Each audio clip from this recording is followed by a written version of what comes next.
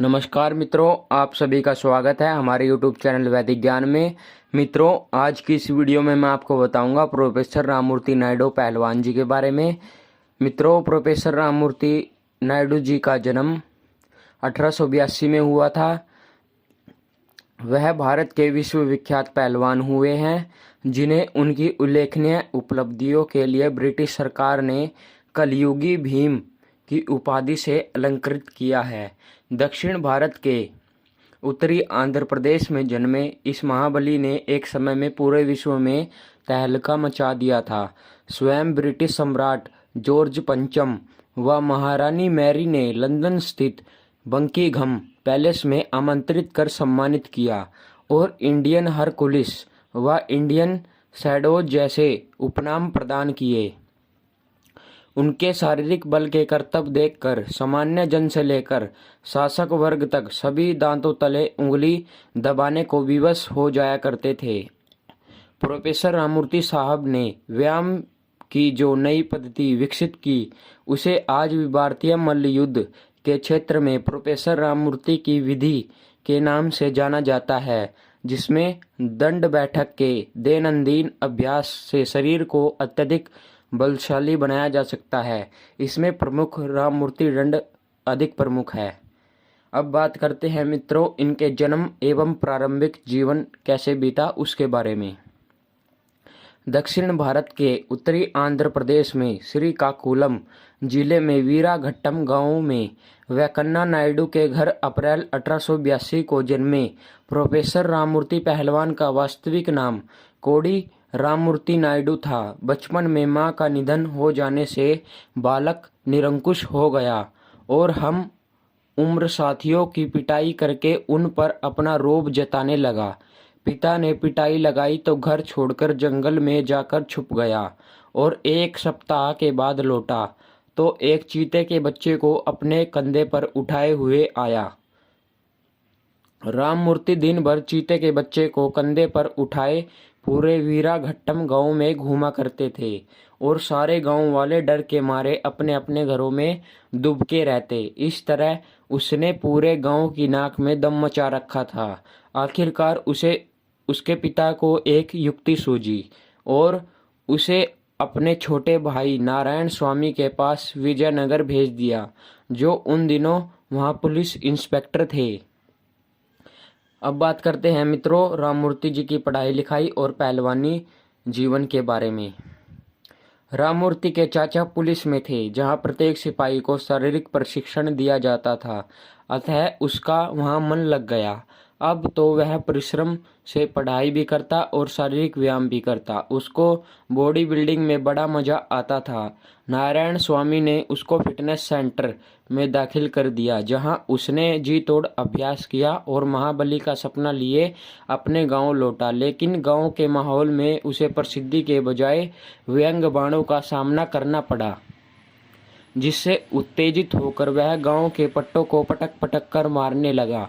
आखिरकार परेशान होकर पिता वेंकन्ना उसे फिर अपने भाई के पास विजयनगर छोड़ आए। चाचा ने भतीजे की कुश्ती में रुचि को देखते हुए उसे मद्रास भेज दिया, जहां पूरे 1 साल रहकर पहलवानी का गहन प्रशिक्षण प्राप्त किया और विजयनगर वापस लौट आया। नारायण स्वामी ने उसे एक विद्यालय में शारीरिक प्रशिक्षण की नौकरी दिलवा दी। अब बात करते हैं मित्रों प्रोफेसर राममूर्ति की सर्कस कंपनी का गठन। उन्होंने सर्कस कंपनी में क्या क्या करतव्य दिखाए। विजयनगर में नौकरी के अतिरिक्त राममूर्ति ने शारीरिक बल के खुले प्रदर्शन शुरू किए, जिनमें जनता की अपार भीड़ जुटा करती थी। एक बार लॉर्ड मिंटो विजयनगर आए। राममूर्ति को एक खेल सूझा। उसने उनकी लंबी चौड़ी मोटर कार का पीछे का हुड कस कर पकड़ लिया और उनके ड्राइवर को कार स्टार्ट करने को कहा। लॉर्ड मिंटो के आश्चर्य का ठिकाना ना रहा जब कार 1 इंच भी आगे ना बढ़ सकी। इससे राममूर्ति की ख्याति दूर दूर तक फैल गई। अब उसके मन में एक विचार आया, क्यों न शारीरिक बल के प्रदर्शन से जनता का मनोरंजन किया जाए और पैसा भी कमा जाए। उसके एक मित्र पोटी पुंथलू ने इस विचार को क्रियान्वित करने में पूरा सहयोग दिया। दोनों की मेहनत रंग लाई और प्रोफेसर राममूर्ति को सर्कस कंपनी ने अपने शो में कई कीर्तिमान स्थापित किए। अब बात करते हैं मित्रों सर्कस के माध्यम से देशभक्ति का जागरण। राममूर्ति जी ने सर्कस के माध्यम से कैसे लोकप्रियता प्राप्त की। बी चंद्रैया नायडू के परामर्श से उन्होंने सर्कस की कला का उपयोग देशभक्ति का जवार जगाने में किया। जहां एक ओर वे अपने शारीरिक बल के अद्भुत प्रदर्शन से जनता का ध्यान आकर्षित करते, वहीं दूसरी ओर नौजवानों को दंड बैठक की आसान विधि बताकर शारीरिक बल बढ़ाने की भी सीख देते, ताकि समय आने पर शत्रुओं को मुंह तोड़ जवाब दिया जा सके। इस प्रकार उनकी सर्कस कंपनी ने पूरे हिंदुस्तान का भ्रमण किया और स्थान स्थान पर युवाओं को देशभक्ति का पाठ पढ़ाया। इलाहाबाद के कांग्रेस अधिवेशन में महामना मदन मोहन मालवीय ने उन्हें अपने शारीरिक बल का प्रदर्शन करने के लिए आमंत्रित किया। इलाहाबाद में जो आश्चर्यजनक प्रदर्शन उन्होंने किए, उनसे उनकी ख्याति देश की सीमाओं के पार विदेश में भी जा पहुंची। मालवीय जी ने उन्हें इसके लिए प्रेरित किया और साधन भी उपलब्ध कराए। अब बात करते हैं मित्रों विदेशों में भी बल का अद्भुत प्रदर्शन कैसे किया राममूर्ति जी ने।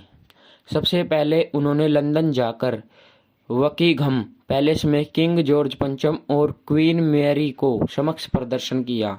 उनका आश्चर्यजनक प्रदर्शन देख ब्रिटेन के राजा और रानी इतने अभिभूत हुए कि उन्हें इंडियन हरकुलिस और इंडियन शैडोज जैसे प्रदर्शित विशेषण प्रदान किए।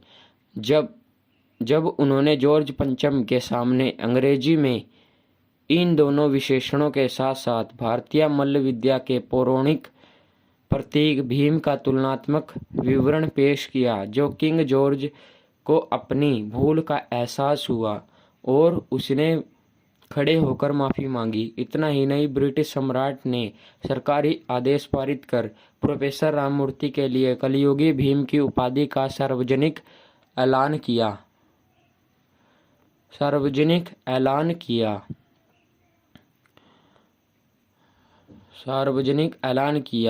और इंग्लैंड में पूरे राजकीय सम्मान के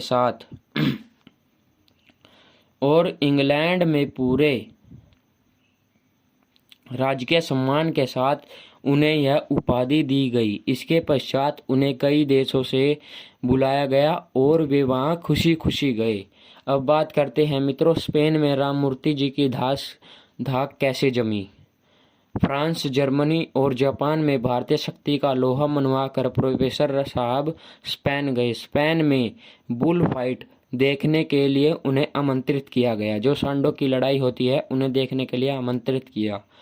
बुल फाइट देखकर वे एकाएक क्रोधित हो गए और उन्होंने माइक में घोषणा की कि एक बेजुबान बैलों को भालों से छेद कर मार डालने में कौन सी बहादुरी है। यदि आप में से किसी स्पेनवासी में साहस उठ सकती है तो निहत्थे रिंग में उतरकर उसे परास्त करके दिखाइए। यदि आप में से कोई नहीं कर सकता तो मैं कौतुक दिखाने को प्रस्तुत हूँ। उन्होंने केवल डींग ही नहीं मारी, अपितु जो कहा उसे करके भी दिखाया। लोगों की आंखें फटी फटी रह गई जब राममूर्ति अपना काला चोगा पहनकर निहत्थे रिंग में उतरे और खूंखार सांडों को सींग पकड़कर अपनी बलिष्ठ भुजाओं से उन पर काबू कर लिया और मैदान के बाहर भगाकर सबको आश्चर्यचकित कर दिया। ऐसे बलवान व्यक्ति थे राममूर्ति पहलवान। मित्रों, राममूर्ति जी के अंदर बहुत ही अपार बल था। वह एक अखंड ब्रह्मचारी थे। उन्होंने अपने ऊपर हाथी को चढ़ा लिया था और चलती हुई मोटर गाड़ी को रोक देते थे। इसलिए मित्रों, राममूर्ति जी के अंदर बहुत बल था। आप भी राममूर्ति दंड लगाया करें मित्रों। राममूर्ति दंड लगाने से मित्रों बहुत अधिक अपार बल बढ़ता है। मित्रों, यह हमारी भारतीय दंड है। मैं भी राममूर्ति दंड का प्रयोग करता हूँ मित्रों। यदि आपको राममूर्ति दंड के बारे में नहीं पता है मित्रों, तो आप मुझे कमेंट बॉक्स में ज़रूर बताएं। मैं इस पर भी एक वीडियो बना दूंगा। अब मित्रों आपका बहुत बहुत धन्यवाद। अगर आपको यह वीडियो हमारी पसंद आई है मित्रों, तो हमारी वीडियो को लाइक और शेयर कीजिए और हमारे चैनल को भी सब्सक्राइब कीजिए। आपका बहुत